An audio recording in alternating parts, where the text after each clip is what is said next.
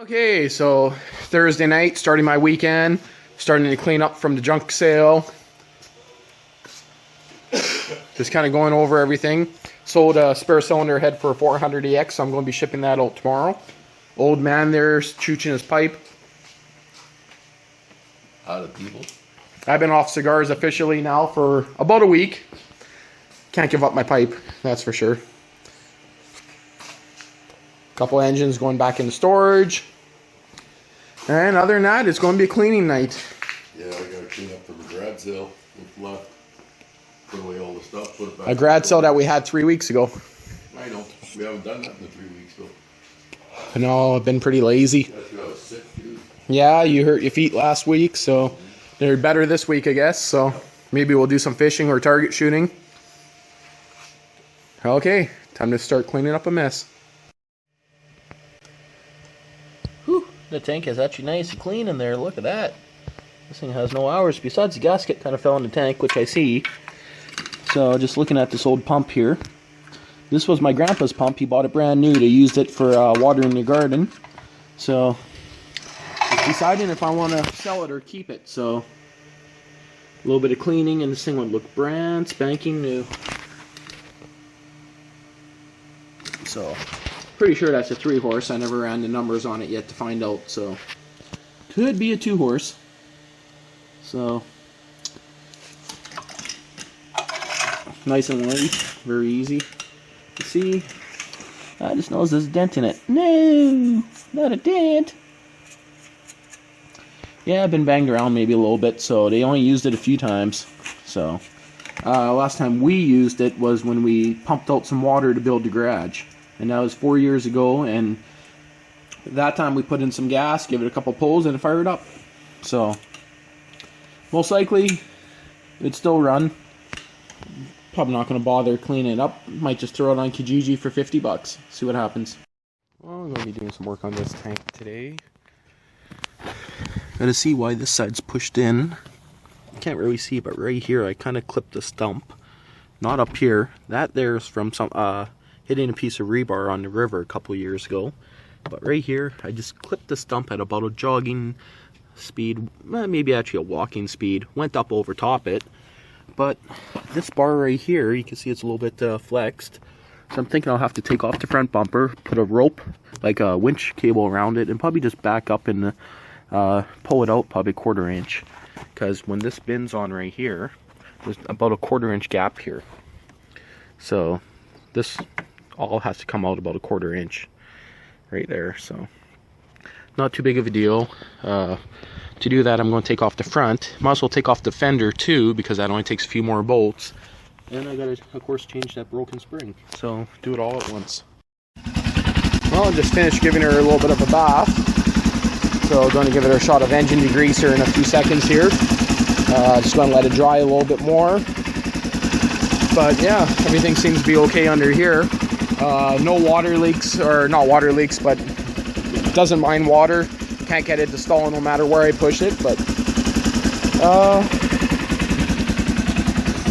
tires are a little bit low, a few of them. I just want to double check all my connections here. Basically, I'm going to go over the entire machine. So scrub some of this dirt off it after a while, armor all the entire thing. For pulling that front end, I know I could just put a chain around the hitch on there, or a strap, and just back up slowly. Should be all I need. So because I was only going about a jogging speed when I hit it, so I know it's not going to take much to pull it back out, I hope. So I'm not going to lie, I am tempted to sell this machine. It's a 2011, has, I think it's like, let's see how many hours she has. That's on the last trip I did, 70 miles. 345 hours and almost 5,600 kilometers, or miles, I mean. So hour-wise, she's low. Mile-wise, I guess she's a little bit high, but a few things wrong with it, like a crack here when my buddy AG Snake Man decided to try to do a turn a little too quick, and he pushed this fender. And there's also a hairline crack right here, but that could be because of hunting season. Just going over cracks here. These are from me going over logs. This one here, this crack here, is from me catching a tree with the side. Just trying to get out of somewhere and kind of in a hurry. Right there's from me. I remember that crack. So that's from having it upside down. So yeah, she's been upside down a few times. But every time it went upside down, it's only going about a jogging speed trying to turn. So nothing high speed yet. So high speed would do a lot more damage than that little stuff. And all those little cracks, like the one here, it's, you know, that's no big deal. I could pasta weld that back if I want. Same with the front one here. This one here is kind of a pain because that's the side skirts are broken out, and that's what holds the front bin around the corner back on it. So just going to let that stuff soak in for a little bit and then give it a wash. And it's out of focus. Fun. And it's starting to get warm out, so I think we're going to take the AC down from up there and put it back here. Anyone that probably seen this before, that's what that pipe's for right there. So AC unit sits up on there, keeps the garage nice and cool. So here's a brand new coil spring here. So there's the part number if anyone cares. Cost me $100. So I'm not going to show any other information, but $100.62 Canadian. So that's not bad. It was meant to be a little bit higher, but they gave me my normal discount. So, well, I guess I got to clean up a mess and bring it in a few minutes once it's dry. And also, if I get a chance today, we might be uncovering my motorhome, giving it a cold start. Yes, that's a stovepipe on the back. We have a wood stove that we modified in it.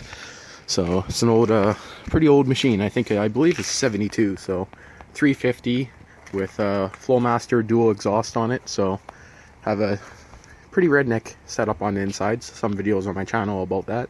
But later on today I might be uncovering it and doing a cold start. Which I might just leave the cover on it because the roof's not the best and just kind of sneak in through the passenger door. Don't know yet. And there we go. Got her in the shop. Filled up the flat tire. And steaming because of course I washed it. No matter how many times I wash it, I'm still going to have to rub it down with a cloth or something to get off the dirt. I just gave it a rinse for now. So I'm going to start by doing is pulling off the front fender and see how bad the frame's bent. I could tell it's just a tiny little tweak. The rad straight, it's straight up here still, so just at the bottom from that freaking stump. And of course I never got hitting the stump on tape. That was during hunting season. Okay, so the first thing I'm going to do is pull off the front fender. Pretty simple. A little bit of hardware on there, a couple of clips. And it just pulls off. It's all one piece around the gas tank, so it only takes a few minutes and it's off.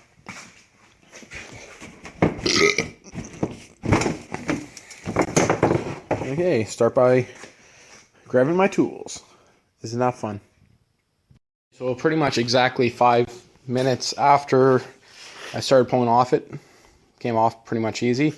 I'm seeing a little bit of oil up here. It's not from the shock, even though it looks kind of like it's damp here. It's probably from the breather holes going to one of the crankcases. Or it could even be from the fuel tank. So you kind of start seeing how it's a little bit crooked there. Everything up top here looks pretty, you know, decent.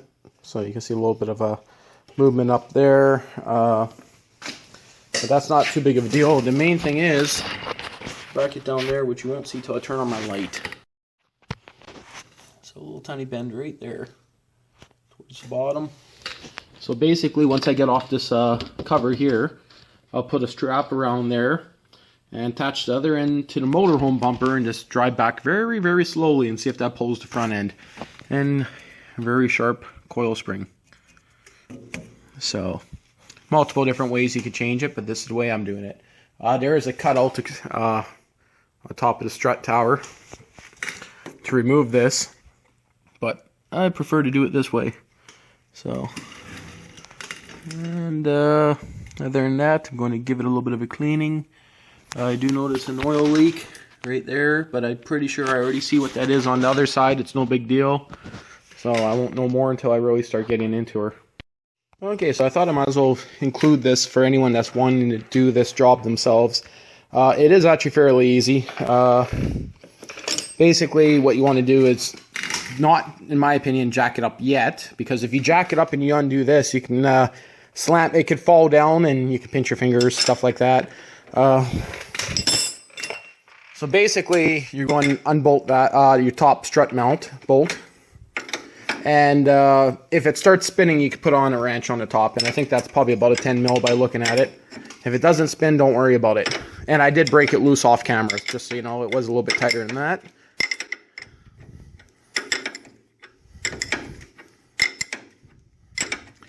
It only takes, to remove the fender on it is actually a good idea on any quad after a while, just to check all your wiring, make sure there's nothing cracked. Check all your hoses. It is a good idea. But again, you do not have to remove your fender to do this. I'm just doing it just for the video. And this is a lock nut on here, so it is still pretty stiff. And yes, I could use a socket if I wanted to, and I am using my left hand and holding the camera with my right hand, because if I use my right hand, I wouldn't be able to hold it worth a shit. So pull that right off. You're going to start with a nut. Put that out of the way. Then you'll have a washer, then a rubber washer, then you'll have the top cap. Put all that back in order. Now you can jack it up. And when you jack it up, just make sure your threads don't get screwed up on the side of your actual home machine itself. There you go. You can see it's already starting to fall out of place. And already my threads are caught. Watch your hand when you do this. Okay, it is loose. Because when you do that, you don't want it to drop quick and suck your fingers down. And I'm going to go up until I see if I see my brake line getting too tight, I will stop. Oop, jack slipped a bit there. Brake line's nice. That is fully out of there. That's all you need. Okay, next step, remove your dust cap. Well, that's actually a ball and socket, I guess you could call it, not a dust cap, but okay. And now you will need to hold the top. And that part I'm going to actually do off camera. So, the right size here. Yes, I do. So basically, I'm going to hold the top here and then loosen that guy. It's probably going to be a little bit tighter. Okay. So I just loosen it off. And again, my spring's broken. I can see by spinning it, there's absolutely no pressure left in that spring. See, I do not have to worry about it flying off. And on this one here, you can actually get away with putting it together without using a ratchet strap. So you'll have to save your rubber out of the center. And watch out whenever you're taking these springs off when they're broken. It might not look like this pressure, but they might actually be they might be tangled together where they're actually under a fair bit of force. So what I normally recommend doing is throw them straight away or throw them on the ground and see if they fly into your neighbor's yard. And I'll have to shut off the camera to pull that off. There we go. And again, that is under a little bit of force. So getting out that rubber, you just push it down. I'm going to hold it with my boots. Just like that. Don't want to hold it with my hands in case that spring decides to let go. So there we go. That spring is toasty fried. Okay, so now time for the new spring, and of course always match up your new one with your old one. So in this case here, you can see there's a huge difference in size. That's because that one's broken. I got this for $100 at my local Polaris dealership. I got a little bit of a discount. I'm in Canada, so the prices are going to be a little bit out of whack. So, and of course, make sure you put it on, because it's make sure you put it on the right way. You do, even though actually, yeah, you couldn't install it backwards, so because that side has to fit over top the strut body. So, okay, well, I'm gonna have to put the camera on pause for a few seconds and put my actually I could probably do it off the camera. My rubber boot back in. Okay, well, I'm gonna have to do it off camera. All I'm going to do on here is push down on an axe handle to put the rubber in place. So, and sure enough, I'm going to need two hands. Yes. Okay, well, looks like you guys aren't going to get to see this shot, but doubt it. Camera's going to fall, but whatever.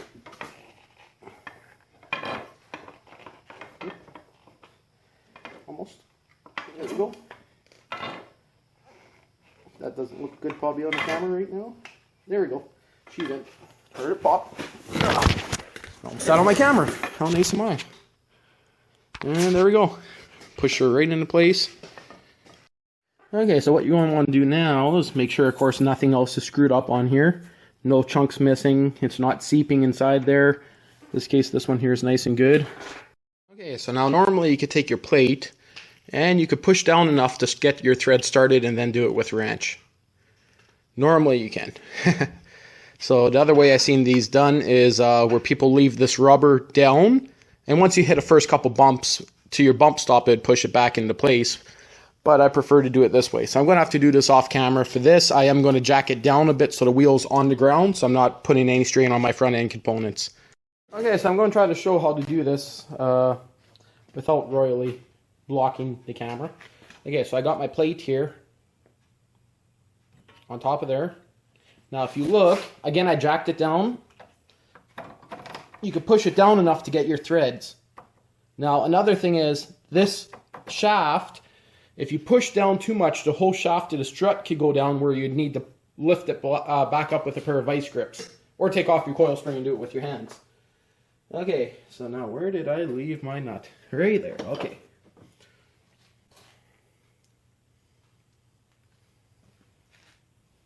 A few seconds here. Okay, got everything I need.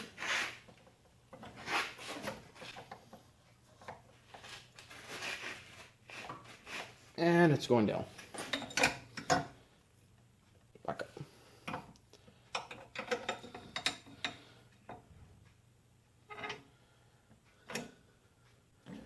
Try that again.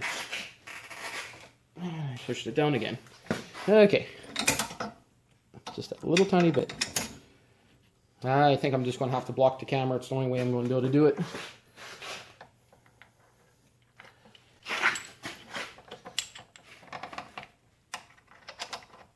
There we go. There, started. And it's threading on by hand. So I know she'll be good. Okay, so I can put away the camera for now. And there you go. Jack it back up to get this back underneath. And I do got to put on the urethane bushing first. And again, when you're jacking it up, don't jack it up where you're going to put strain on your brake lines. And don't jack it up where your jack's about to fall and kill you. Okay, so I just slipped back on this urethane bushing here. I am going to put a little bit of lube on there just to kind of stop any kind of strut squeak. Probably going to just use a little bit of Never Seas on it. And underneath there, you can see it looks pretty decent. So I'm going to put a little bit of Never Seas on there, and then I'll slowly jack it back into its hole. Oh gee, didn't that sound good? And there we go. Got that back on there. Spread a little bit more Never Seas on it, on the top bracket. Actually, before I do that, I'm going to give it a little bit of wipe down because there's a bit of dirt on there, so just give me a few seconds. Focus, damn you. Focus. There you go. Okay, so same way we did it before. There's a little bit of dirt here. I'll wipe that off before I put this back on. And yeah, that's the order it goes back in. A little rubber, washer, and then right back onto there. Just give me a few seconds to wipe it clean. Okay. That. Rubber, washer, and then jam nut. And I don't want to get my fingertips all full of Never Seas, so I'll put the wrench on there. And then after that, it's pretty well done. And there we go. It is done. So basically, I just put a socket on there and a wrench on there, cranked it tight. Everything looks great. Nice and free. And yeah, ready to hit the trails. Besides, I'm probably going to try pulling that front bumper out just a tiny bit. So, and again, you do not have to pull off the fender. I just did it for the ease of the video and because I got to check that front end. And I'm probably going to be hooking up my wiring that I ran right here last time I had it apart for my LED lights. So, and the last time I had it apart, I wired in a tail light dead man switch, so that kills my tail lights and brake lights. So, you know, ATV hide and seek. So, little tiny baby coil up there. Check all your lines, make sure none of them plugged up. And, well, I just took off the front bumper to check it out. It's not too bad. This here probably got dented from rolling it once. So that's not too big of a deal. Front's still nice and straight. I'm just measuring back to the top of the shock towers to see how everything's bent. I'll do the same thing for here after. But you can see if I hold it straight, That side's pushed in about 3/4 inch. And down here, this bar is meant to be out to about there, so you can see here how this is bent and how that one's out. Should not be hard to pull. I'll put a ratchet strap around here and I'll just back up slowly and see what happens. So for now I'm going to actually take it outside and give it another wash. Factory winch cables, I'll actually probably pull those off and save them. So no point in leaving them there because I don't plan to install one. So, well, maybe I'll do a dirty cold start on her. A second to step on everything to grab the keys.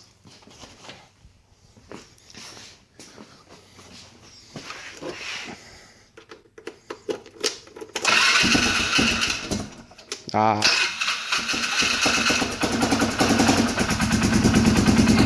not that dirty, but it started. I got enough air in that tire. Open big door and go give it a rinse.